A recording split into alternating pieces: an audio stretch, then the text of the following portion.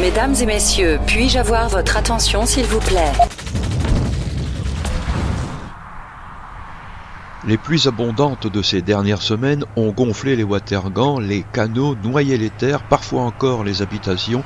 Sur cette bande de terre plate qu'est la Flandre maritime, le monde agricole est très directement impacté. Olivier Adriensen, agriculteur éleveur à Broekkerk, dresse un état de la situation. L'eau s'accumule depuis des semaines et les travaux des champs sont arrêtés.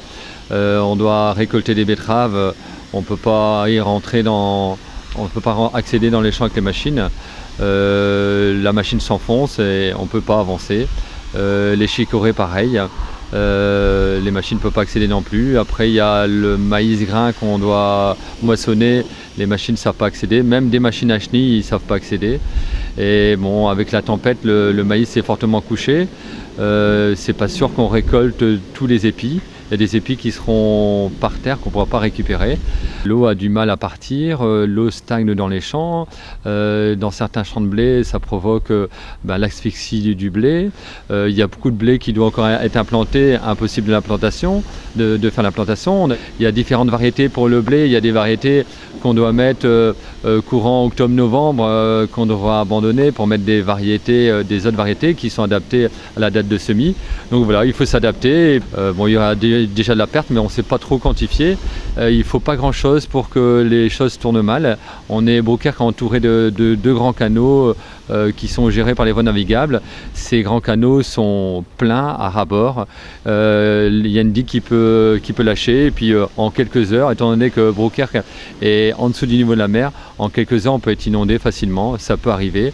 Mais pour l'éviter, des mesures sont prises, un système de drainage de l'eau est mis en place, et ça commence dans les champs quand c'est possible. Les agriculteurs creusent des rigoles qui conduisent l'eau vers les fossés, le réseau de watergans. Donc on fait des tranchées pour évacuer les eaux, comme on a pu faire. C'est des tranchées qu'on peut faire manuellement, parce qu'on ne peut pas intervenir avec des machines. Donc on essaie d'enlever l'eau en excès pour pas que les flaques qui se rejoignent et qui font plus de dégâts. Certes, il y a un peu de dégâts, mais tout le champ ne sera pas foutu.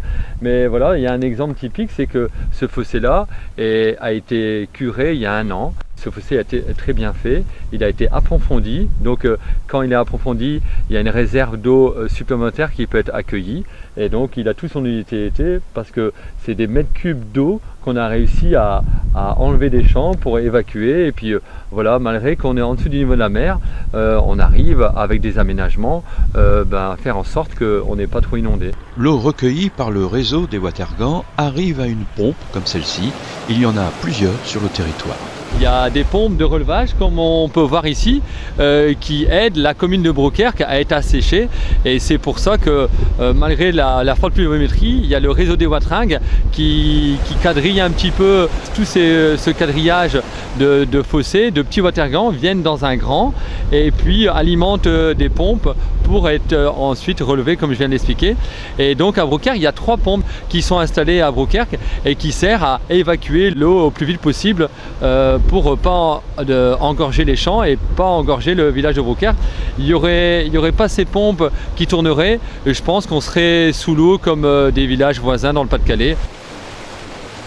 Le niveau de la colme est très haut, et donc ça c'est un morceau de watergan qui communique avec la colme, et il n'y a pas d'écluse. Donc si le niveau du canal est très haut, le niveau de ce petit watergan est très haut aussi, et donc il y avait un souci, c'est que l'eau était retirée de Broekkerk par les pompes, mais repartait par la zone plus basse. Et la semaine passée, il y a un agriculteur qui a dû faire une petite digue pour pas que l'eau pompée reparte d'où elle venait. Donc il faut faire des aménagements de fortune, et on voit par là que le niveau du canal est trop haut et l'évacuation à la mer n'est pas forcément bien dimensionnée par les ouvrages. Il y a des choses qui bloquent. Il y a le canal de la Colme qui doit être dévasé, et je pense qu'il y a encore beaucoup d'aménagements à faire jusqu'au port pour qu'on ait une bonne une bonne évacuation de l'eau. On remarque ici que le niveau de l'eau a baissé d'une petite dizaine de centimètres en une journée d'accalmie des précipitations. Le réseau des Wateringues fonctionne très bien. Les watergans ne sont pas forcément très hauts. Il y a 3 pompes qui pompent l'eau de ces Wateringues pour ramener dans les grands canaux.